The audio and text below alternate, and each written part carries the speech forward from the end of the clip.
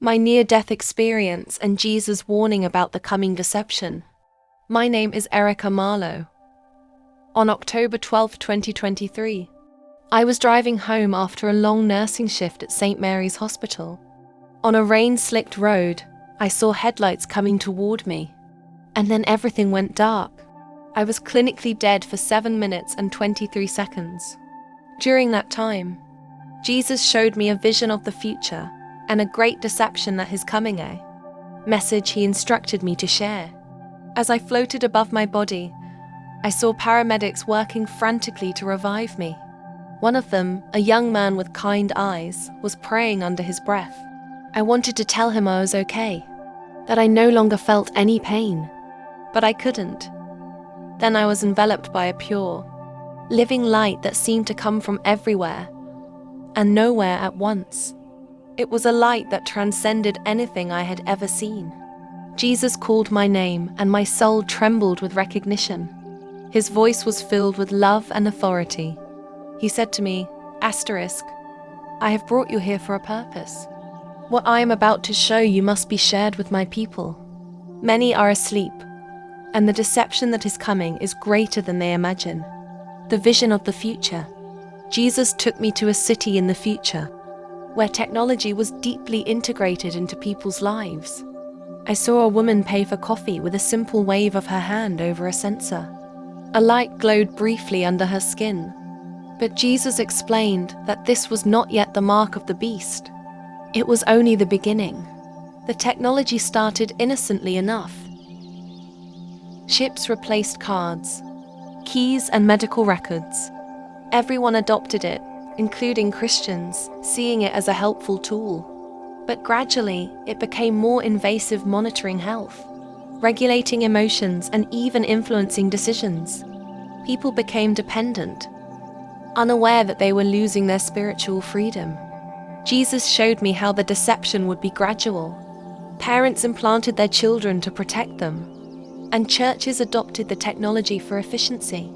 However, he warned me, asterisk, the enemy knows that a sudden change would alert my people.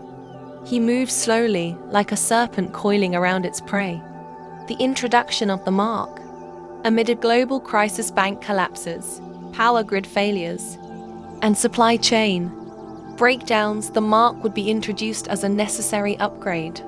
World leaders and religious figures would promote it as a safe and convenient solution. Many Christians would accept it, but Jesus showed me the spiritual reality. By accepting the mark, people would lose their connection to him.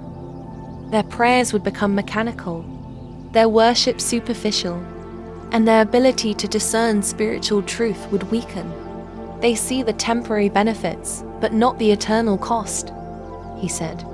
The faithful who would resist, those who refused the mark, would face hardships, losing jobs, being excluded from society, and even persecuted.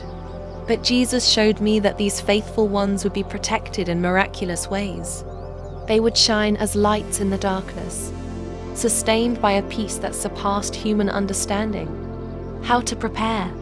Jesus gave me clear instructions to share. 1. Strengthen your relationship with him now. Know his voice to discern truth from lies. 2. Asterisk, asterisk, study the Bible diligently. Asterisk, asterisk. God's word is the foundation for recognizing deception. 3. Build strong relationships with other believers. Community will be essential in difficult times. 4. Asterisk, asterisk, teach children to love Jesus above worldly conveniences. Asterisk, asterisk. They are primary targets of the enemy. Do not fear. Jesus promised that he has already overcome the world and will protect those who remain faithful. My mission. Since my experience, I have watched the advancement of technology with a careful eye. Every news story about digital implants or biotechnological integration reminds me of Jesus' words. I am not against technology. I still use my phone and computer, but I am cautious about anything that directly interfaces with the body or mind. Jesus showed me that there is a line that will be crossed, and there will be no turning back. I share this message because time is short. The technology that will lead to the mark is already being developed, and the crisis that will precipitate its implementation is approaching. A call to vigilance.